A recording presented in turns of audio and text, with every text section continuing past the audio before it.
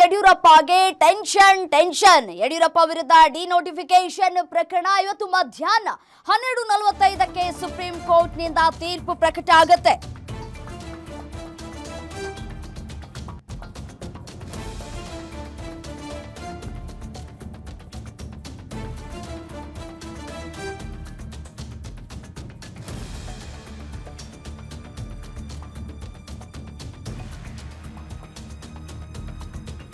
ಮಾಜಿ CM BS Yediyurappa ಅವರ ವಿರುದ್ಧದ ಡಿನೋಟಿಫಿಕೇಶನ್ ಪ್ರಕರಣಕ್ಕೆ ಸಂಬಂಧಪಟ್ಟಂತೆ ಸಲ್ಲಿಕೆಯಾಗಿದ್ದಂತಹ ಅರ್ಜಿಗಳ ವಿಚಾರಣೆಯನ್ನ ಸುಪ್ರೀಂ ಕೋರ್ಟ್ ನಡೆಸಿರುವಂತದ್ದು.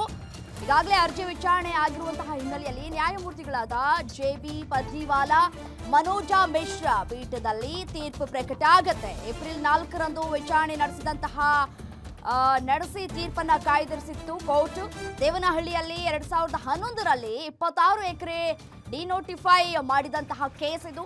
ಬಿಎಸ್ವೈ ವಿರುದ್ಧ ಭ್ರಷ್ಟಾಚಾರ ಹಾಗೂ ಕ್ರಿಮಿನಲ್ ಸಂಚು ಆರೋಪ ಕೇಳಿಬಂದಿತ್ತು. ಯಡಿಯೂರಪ್ಪ ವಿರುದ್ಧ ಆಲಂ ಪಾಷಾ ನೀಡಿದಂತಹ ದೂರಿನ ಹಿನ್ನೆಲೆಯಲ್ಲಿ ವಿಚಾರಣೆಯನ್ನ ಕೂಡ ನಡೆಸಲಾಗಿತ್ತು. ಇವತ್ತು ತೀರ್ಪು ಪ್ರಕಟ ಆಗಲಿಕ್ಕಿದೆ.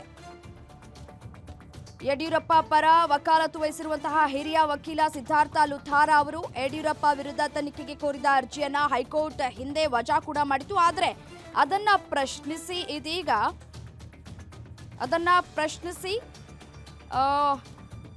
ಪ್ರಶ್ನೆ ಕೂಡ ಮಾಡಲಾಗಿರುವಂಥದ್ದು.